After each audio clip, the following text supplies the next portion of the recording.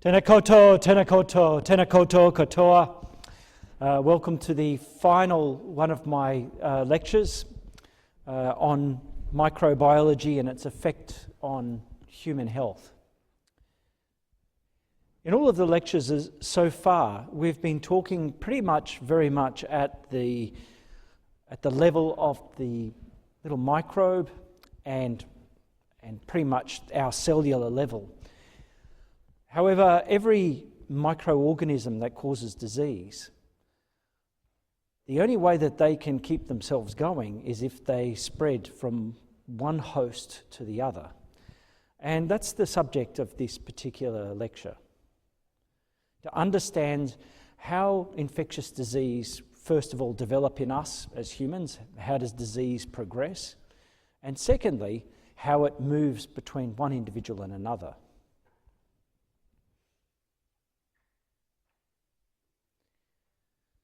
When we're talking about the progression of infectious disease inside of us, there are 5 stages to the development of disease. And as we go through these, I'm sure many of you will probably know yourself, if you've ever had any kind of disease, particularly an infectious one, it does seem to follow a pattern. And in fact, nearly all infectious diseases can be fit to this particular model. The very first stage is the incubation period.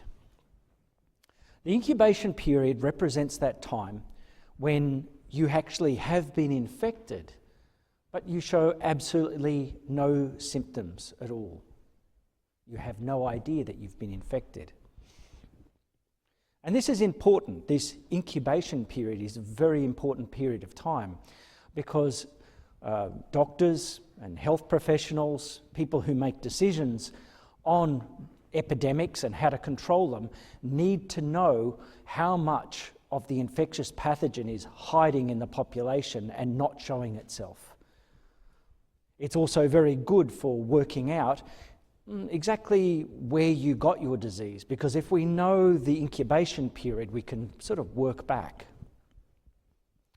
So the incubation period is that time when whatever microorganism has gotten into you has attached, it's invaded, and it's starting its early phase of multiplication, but it hasn't built up enough numbers to cause any kind of symptom. Your immune system may know it at a very local level, but not at a level that you can feel. Then comes the next stage, which has got a very fancy name called the prodromal period.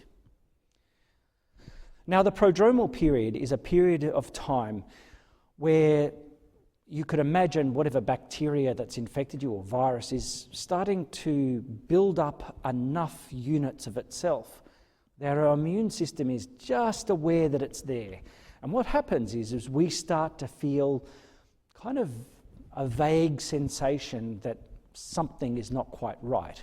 And I'm sure you've felt that before, especially when you're talking about some of the colds, which we'll talk about later on. But you'll feel not yourself, not 100%. And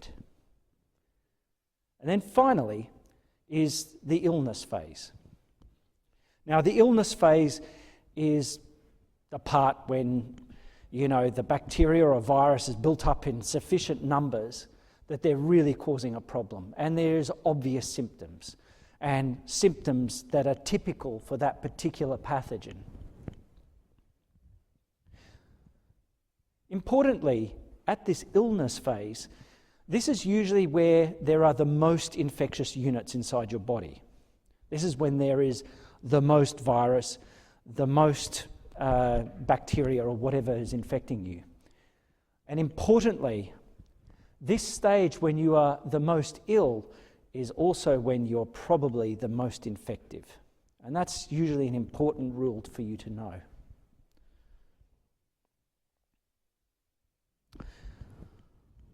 The last 2 stages are when basically our immune system, hopefully, has gotten hold of whatever's infected you and starting to deal with it.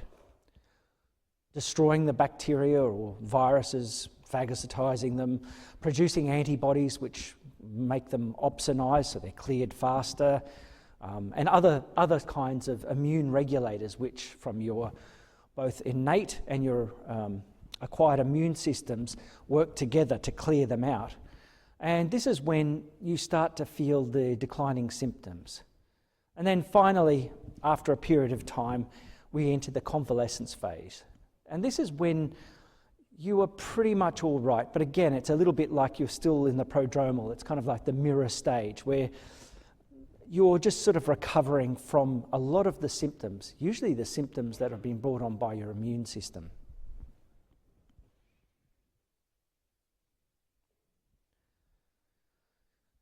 To talk about this, I think it's really a really good idea that we should discuss a disease that there's a very good chance, and I'm putting myself out there a bit, but I'm pretty damn sure all of you have had a common cold before. In fact, most of us will get 1 to 3 colds per year. Some people get more, some people are very lucky and they might only get a cold every second year. But these colds are a real nuisance, and hundreds of millions of people are infected every year. Now, of course, over the years there have been many theories about what cause colds, all kinds of weird and wonderful theories. Anywhere from the fact that you're being punished for your sins, through to the fact that you shouldn't go running around in the cold air after you've been for a swim or something like that. However, none of these are true. There's only one cause to the common cold, and probably the most preeminent medical journal in the world, which is the New England Journal of Medicine, wrote a very interesting article on the fact that when they did proper controlled experiments to get to the heart of some of these myths about the cold, like does going into cold actually increase your chance of getting a cold, they found no. They're actually just myths.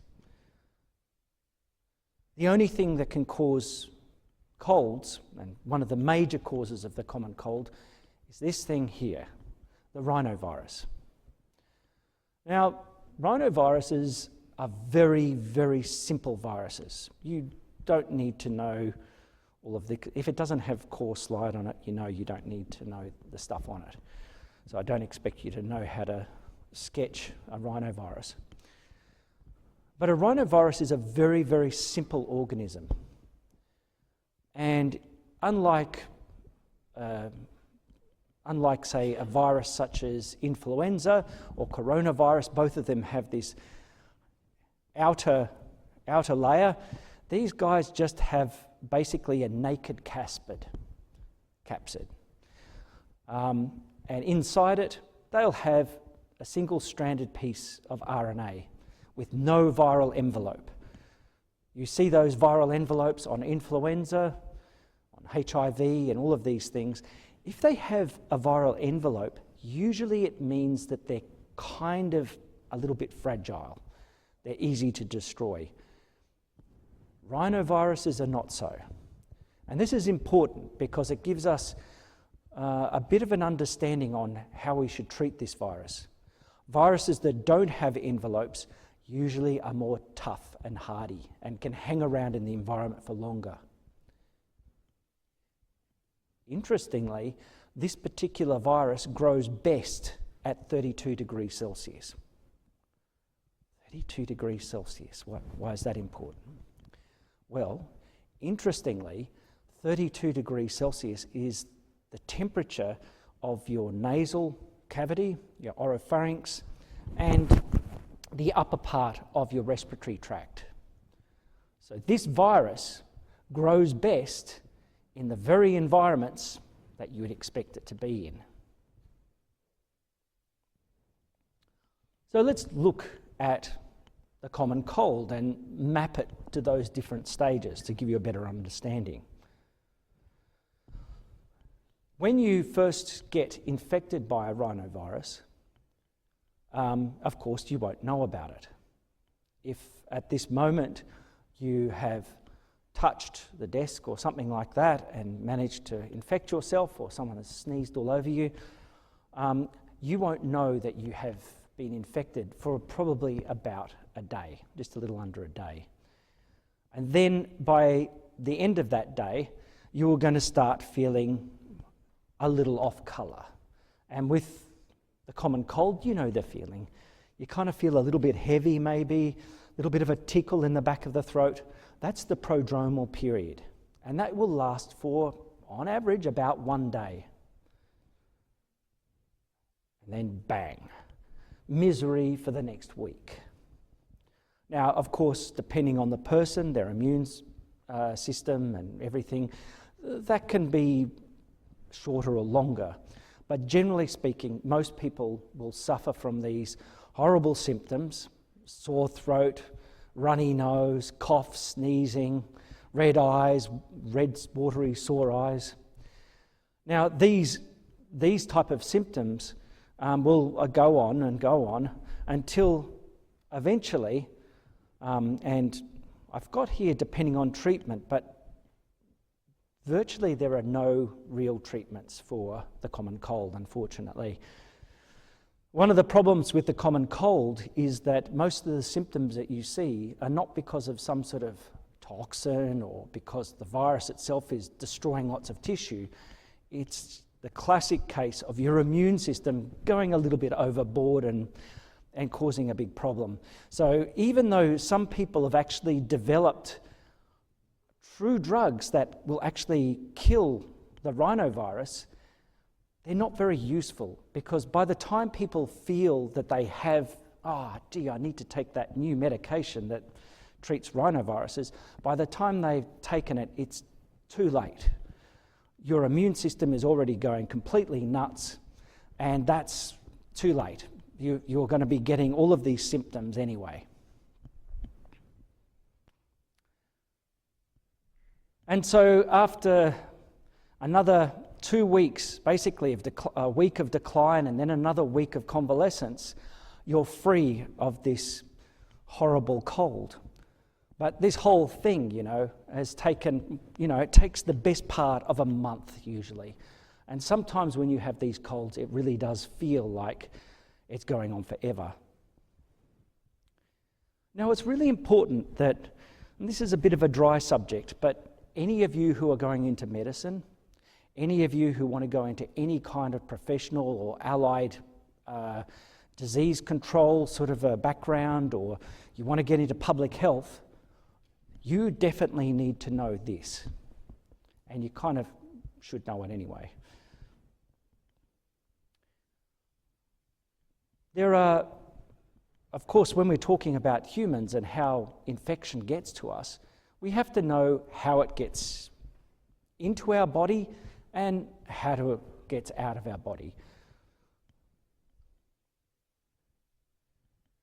And we also have come up with this fancy-looking circle, which we call the chain of infection.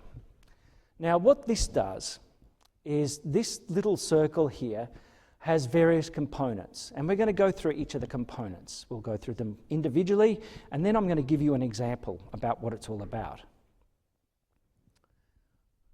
The causative agent is, of course, the thing at the very top.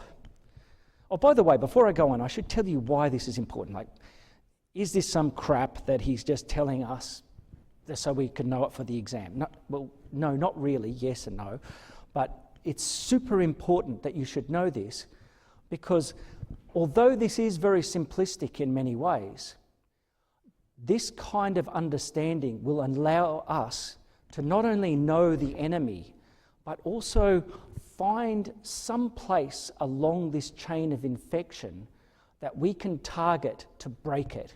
Because if this chain of infection is broken at any of these points, this disease will not spread. And typically, as disease control people, we want to go and break as many of these chains as possible, depending on how many resources we have. and the situation. So the first thing, of course, you've got to know what the enemy is.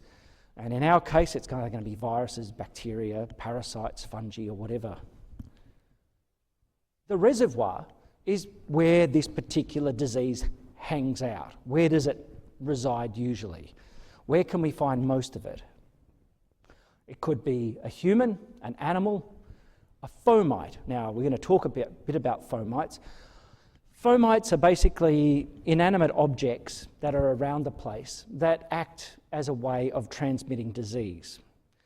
And we'll talk about them in our example of the cold soon, but usually what happens is, whatever happens, the disease particle, the bacteria, is somehow placed on the object, and then someone comes along later and touches the same object, and the disease is transferred to that person. And of course, there's food and water. Many of the pathogens we talk about hang around in water.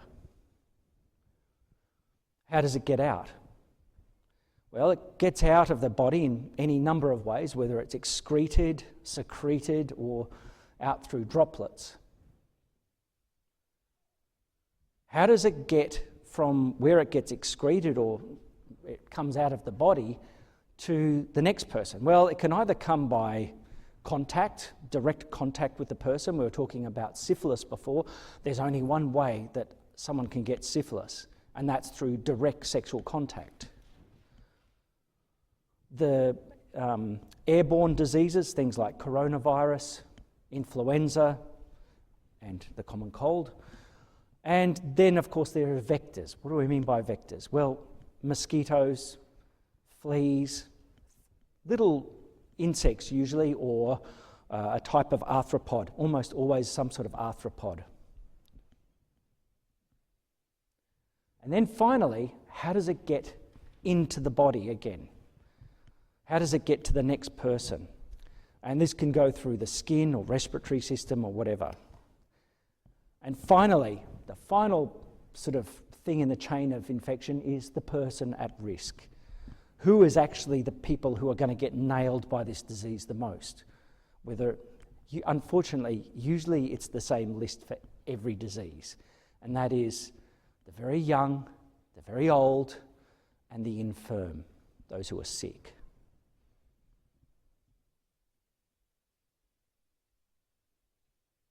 So, when we're talking about the common cold, as I was discussing before, let's have a look at our chain of infection for the common cold.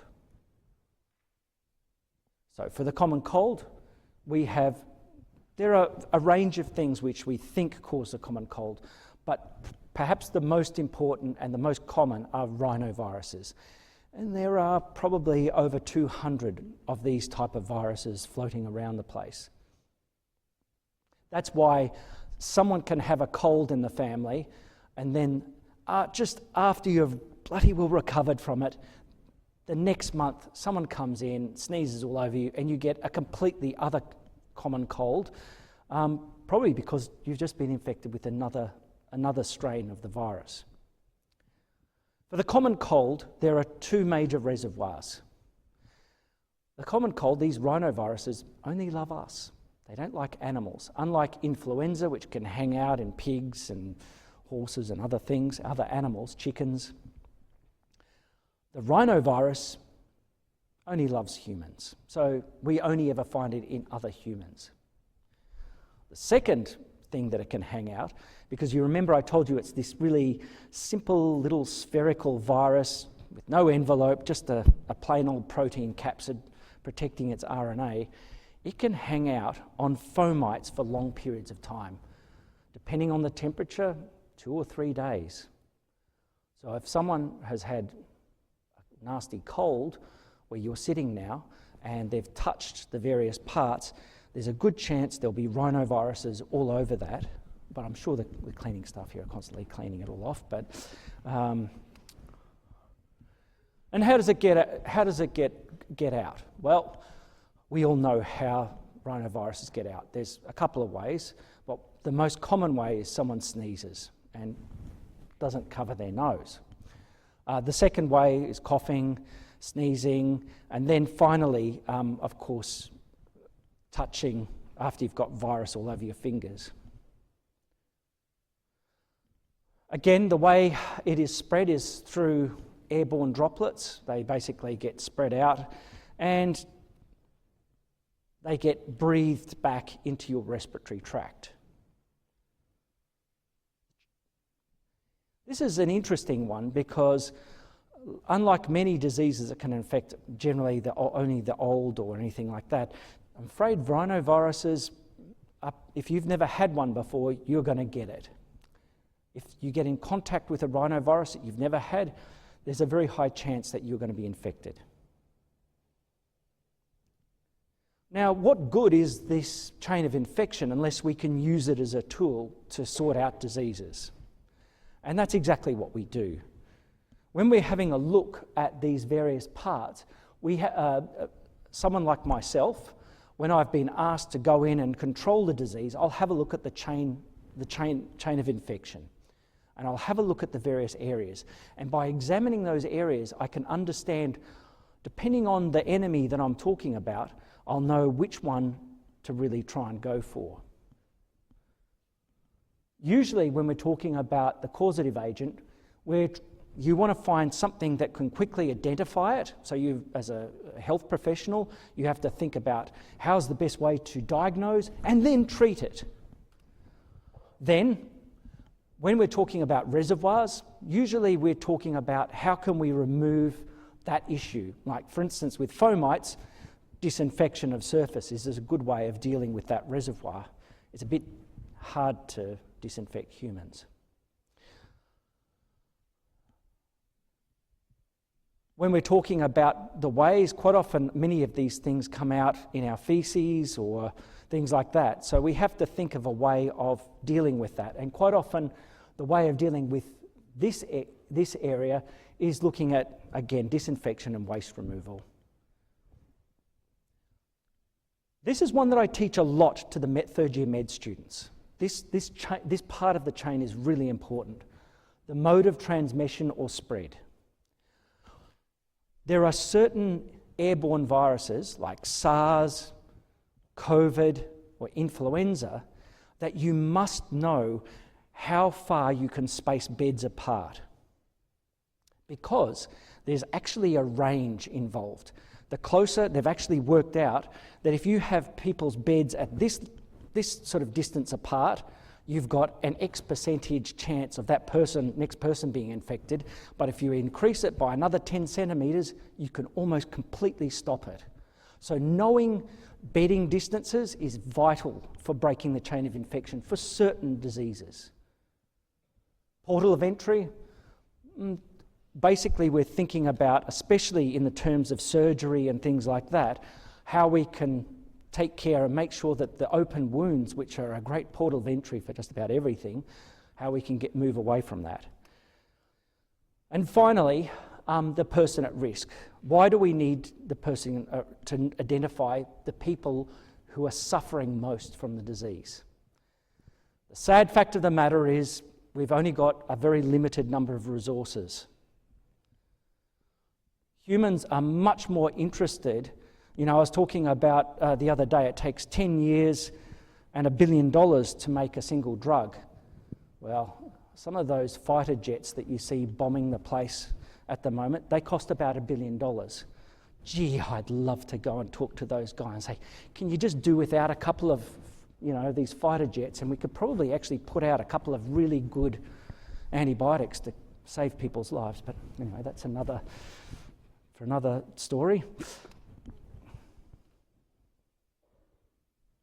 So, how do we break the chain of infection for rhinoviruses, for the common cold? Well, the very best way, in fact, is blocking its means of exit. That means if you're sniffing or you're coughing or something, making sure that you cover your nose.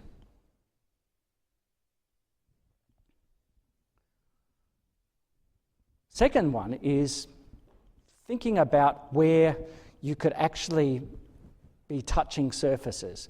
When you go to a supermarket or something like that where there's an escalator, if you go to the mall in town there, in the central mall, they have those escalators. If you touch those black black strips along the thing, you've got a pretty good idea that you're going to be picking up rhinoviruses. They'll be all over there.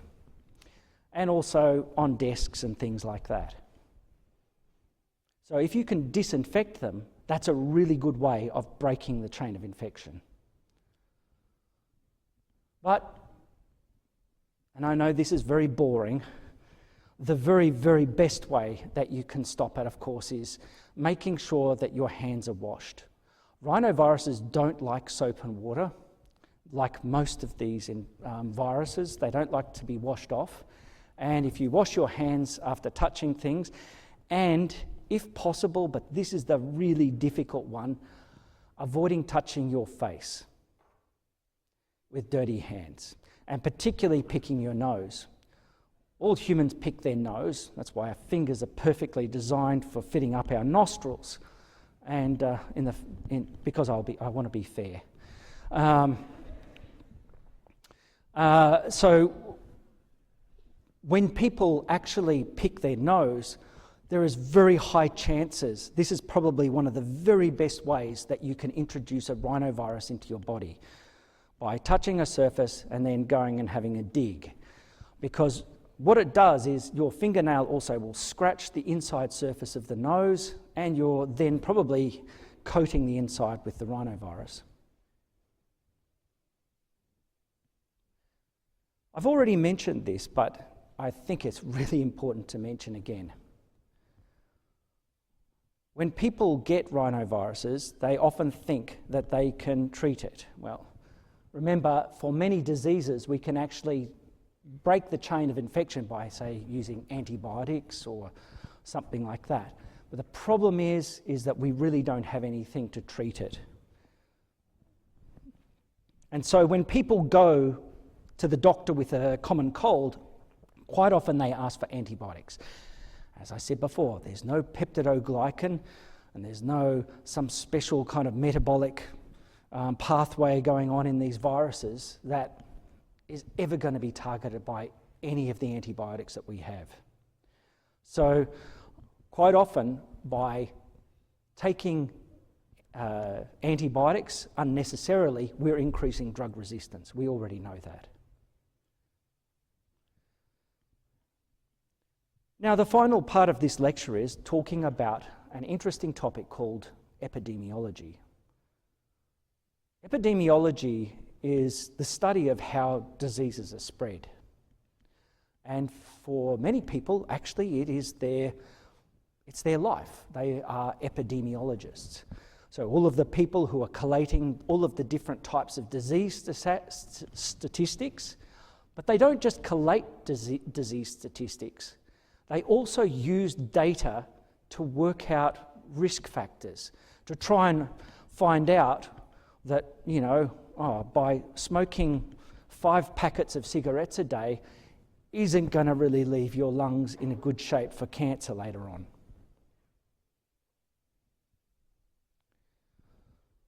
For the study of epidemiology started in pretty much the 1800s. Prior to that, we didn't know much. And for many of you who read any of Jane, I'm not sure if there are any Jane Austen fans here, but for those of you who do like Jane Austen, she was an amazing author she was born in the late 1700s, and she wrote some very influential novels. But if you read Jane Austen's novels from around the 1800s, you would get this impression that people stroll around in large gowns and go to fancy balls and things like that. Unfortunately, the truth of surviving in the 19th century, the 1800s, was this. 90 to 95% of the population lived in absolute squalor. Certainly this is what really living in London at that time looked like. People living in mounds of refuse. There was no proper sanitation. The River Thames, I don't know if any of you have been to London, but the River Thames was basically an open sewer. And it literally had a thickness to it on the top. It was a disgusting place. And because of this filthy and disgusting environment, everyone thought that the bad smell that was everywhere, the miasma, which is what they called this bad smell, was the cause of the disease. So the actual bad smell was the bad thing that caused disease. So if you put nice smelling things like smelling salts or little posies of lavender and things like that, you could somehow avoid getting infectious disease. Furthermore, people thought that if you lived on the tops of hills where there's nice breezes, you wouldn't get these horrible diseases, because it's down there where the poor people live in those stinking holes with all of the piles of crap and stuff. Unfortunately, as we'll find out, that's certainly not right, but it was certainly the theory. One of the most horrific diseases that stalked London at this time, right throughout the 1800s, was a disease called cholera. And by the way, it still kills over 100,000 children every year. Cholera is a horrendous disease, and it's caused by this bacterium, Vibrio cholera. You can see its little flagella here, and it's pushed its way onto the inside of the intestine where it's snugged up there. Unfortunately, Vibrio cholera releases an enterotoxin.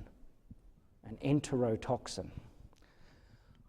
An enterotoxin is a type of exotoxin, yeah? So this is a bacteria that's producing a toxin as it's growing, and that toxin goes into the intestine. Unfortunately for the patient, the kind of diarrhea that it produces is quite unique. For any of you who have ever cooked rice, when you wash, if some people like to wash their rice, I know some people do, some people don't. If you saw how rice is quite often stored, you'd probably want to wash it. But taking rice, you wash it in water, and then you pour off that water, and there's that very white-coloured water. That's called rice water. And this rice water is exactly what the diarrhea from cholera looks like, and that is diarrhea from someone who has cholera. It's called rice water diarrhea. People who get cholera, this enterotoxin that is released is basically, you are just pumping out huge amounts of solutes from your body. It has a very distinctive smell. I've been to a cholera ward before, and it has a very sickly, sweet and off smell about it. It doesn't smell like normal poo. It's got a very distinctive smell. You walk into a cholera ward and you'll just go, oh. Unfortunately for people with cholera, unless they're constantly topped up with electrolytes, water and electrolytes, this is how you treat cholera. You literally have to pour in as many electrolytes into that person, usually a mixture of salt and sugar in most developing countries, where you have big buckets of salt and water and filtered water. And we mix it up, and we're constantly pouring it into patients while they have to lie in these beds because it's just pouring out of them. Their bottoms are put through the... That's not a massage. It's not a massage bed where you put your face through it. It's... Unfortunately, this is how people have to live their lives until eventually the bacteria is washed out and the patient will recover. If that doesn't happen, you're dead within a day or two. This terrible cholera hit London in the 1850s, and it caused huge panic. There's a place called Soho in London. It's a very trendy place these days, very fancy. And there was this massive epidemic in 1854 where over 600 people died from it. It's hard to imagine imagine this whole lecture theatre full of people dead within the space of a few days. This guy here, a guy called Jon Snow, not of Game of Thrones fame, but like Jon Snow originally, he was a bachelor. He never got married, never had a girlfriend. He never drank alcohol. He was a vegan. But he was also he was very, very intent and very focused on tasks. And the task he focused himself as a doctor at the time was working out why the hell so many people were dying, and also trying to understand the pattern of where they were dying. And what he found was, when he plotted all of the cases out onto a map, he found that most of the cases of cholera were kind of jammed in around this place called Broad Street. And to cut a long story short, what he found was that most of them were, the people that he interviewed, were taking water from this pump here. And so what he did to break the chain of infection is he removed the handle from that pump. And by doing so, he, mind you, by the time he'd done that actually, it had already burnt itself out. It had killed so many people in the area that the disease had finished. But what they later found out was this particular pump was going down into a well, and that well was right beside a thing called a cesspit. Now, I don't know whether you know what a cesspit is, but a cesspit is basically just a big hole in the ground that everyone throws their feces and rubbish into. Animal offal, you name it, it all goes into the pit. And that was sitting right beside this water source and seeping in. Cholera is a waterborne disease. Now, you would imagine that when Dr. Snow presented these findings to the learned societies of the time, that they'd go, "Oh, thank you, Dr. Snow, for enlightening us with your great ideas and your careful scientific evidence-based research." I'm afraid not. This guy here, Dr. Farr, who is almost the complete opposite of Dr. Snow in many regards, basically guffawed at one of these meetings and told him that he doesn't know what he's talking about, and of course it's bad smell. Everyone knows that. And these newfangled ideas of yours, Dr. Snow, about disease being transmitted by water, what are you talking about? That's ridiculous. And so there was a huge fight between these two. And it was very public, and it got very nasty. Lots of letters were read, lots of nasty things, and I could go on about this story.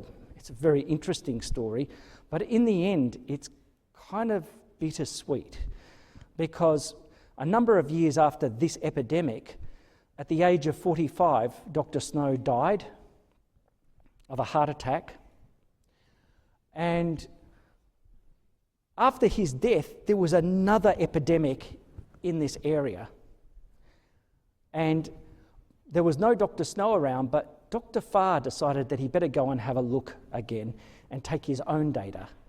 And guess what? He found out that Dr. Snow was right. But Dr. Snow's dead, so you can't go and say sorry to him anymore. So yeah, unfortunately, it's a bit of a bittersweet. So he actually wrote, Dr. Farr in the end recanted and said, "Oh, actually, my bad, I was wrong. It's not about the bad smells, it's probably about the water." Why did I tell you that story? That story is pretty much at the heart. It's the very first and one of the most famous stories about epidemiology. Many people consider John Snow as the father of epidemiology as a topic, and he certainly started up a whole new avenue for thinking about disease, evidence-based disease. With epidemiology comes specific language, and it's good that you know these particular terms. Even if you never go into medicine or never want to touch medicine or anything to do with health again, it's kind of good to know these terms. Quite often in the media and books and things, they quite often talk about these terms. They talk about mortality, which is talking about death, death.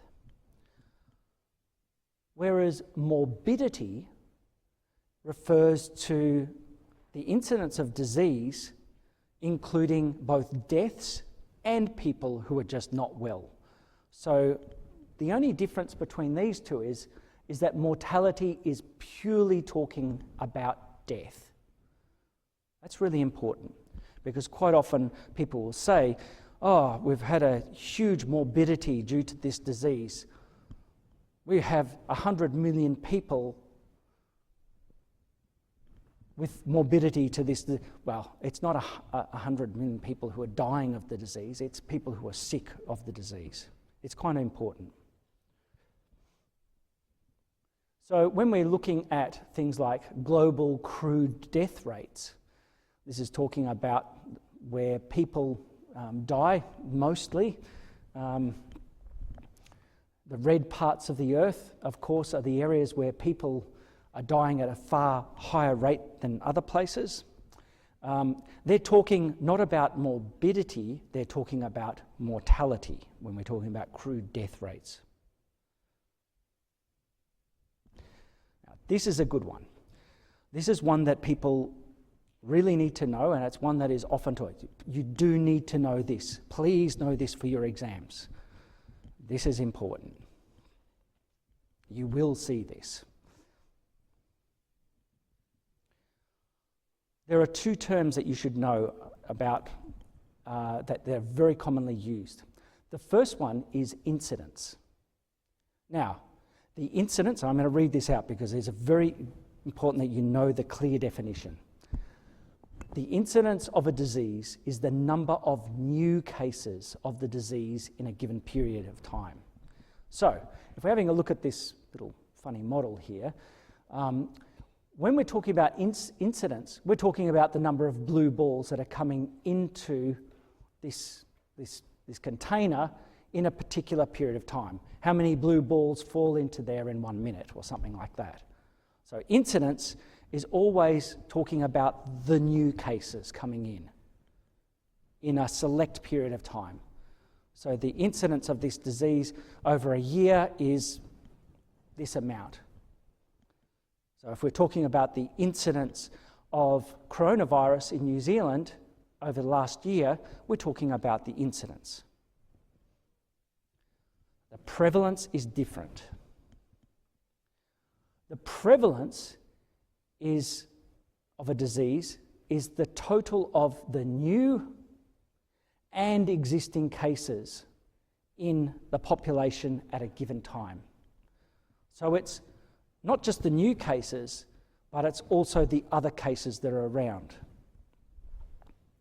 Quite often in epidemiology, it's quite easy to pick up the incidence because people get sick, they come to the doctor, we can calculate and we write down the number of people getting sick with that disease, yeah? Prevalence is a little bit harder to do because we really don't know the prevalence of particular diseases in our society, because that's the number of people out there who may have the disease but I don't feel that sick, I'm not going to go see the doctor.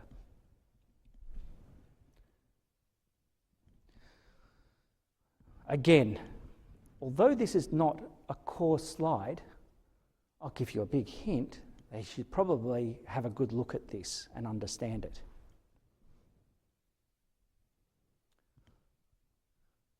The HIV epidemic in the United States was absolutely, in the world was incredible, but in the late 1980s, it exploded. From nothing to literally tens of thousands of cases. So when we had a look at HIV occurring in the 80s and 90s, particularly the 1980s, we saw this huge increase in the incidence. Yeah? And then, all of a sudden, people understood that by looking at the chain of infection, that there's a really good way of stopping that, and that's by practicing safe sex, particularly the use of condoms. And as soon as they worked out that little fact, and also at about the same time, we started producing antiretroviral drugs too. So what happened was that the number of cases, of new cases, was decreasing, yeah? So the incidence was decreasing, yeah, because people had decided to put condoms on when they're having sex, so there's less people getting sick. People are just being more careful, so the incidence starts to go down.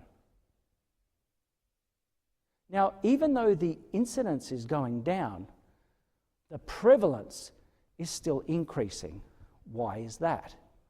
Well, even though the incidence is going down, HIV as a disease hangs around in people's bodies for a very long time. And because I mentioned that they started producing antiretrovirals, people started to be treated and their lives started to be extended. So the number of people who had HIV was still increasing because there are still, even though this is decreasing, yeah, there's still cases coming in. And furthermore, there's still people in the population that have it, and because there's new drugs out there that stop people from dying so quickly, like they did in the very early years, the prevalence continued to climb. Please know and understand this. I hope you get it. And if you don't, please do go and see the CELS team. They're very happy to go over those things with you. If you've gone, incidence, prevalence, I don't quite get it. Don't worry, a lot of people don't. Go and see the CELS team. When we have a look finally at data on diseases, there are a few other things you should know about. I'm afraid these are just definitions you should know. You should know these. Endemic means that it's a disease that you usually find in that place. Okay, so let's say rhinoviruses are endemic in New Zealand. They're always around here. Sporadic is a disease that would infrequently come here and irregularly. So some kind of nasty little disease that gets accidentally introduced into a country. Like for instance in Samoa at the moment there's a big outbreak of dengue. This is a sporadic, it normally doesn't have dengue and it has all of a sudden.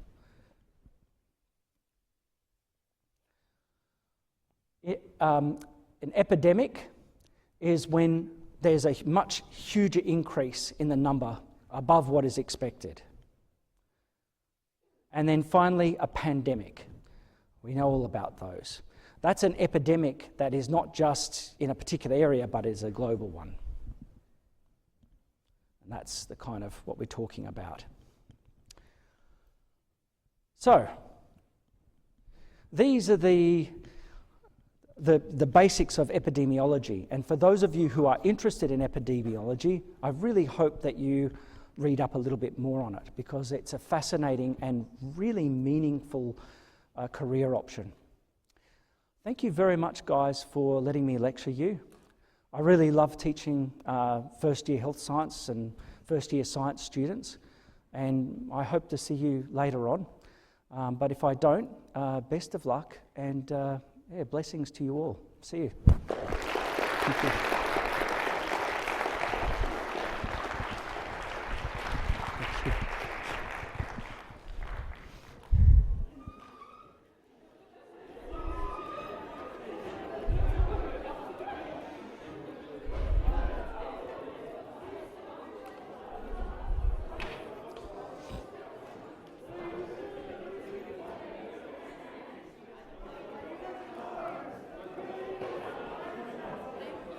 Oh, yeah.